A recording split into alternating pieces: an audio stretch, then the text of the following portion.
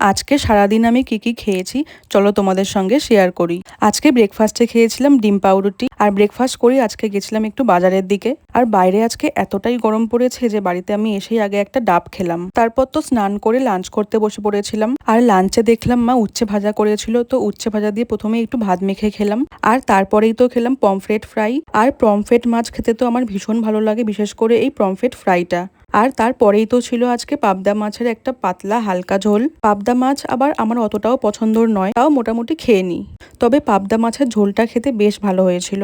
আর এখন যা কদিন ধরে গরম পড়েছে, এই গরমে তো ভাত খেতেই ইচ্ছা করে না। আর এই গরমে কদিন ধরে ভাত খেতে পাচ্ছি না বলে পাতিলেবু দিয়ে ভাতগুলো খাচ্ছি। লেবু চিপে তারপরে ভাতগুলো খেলে মনে হচ্ছে তাও একটু ভালো লাগছে খেতে।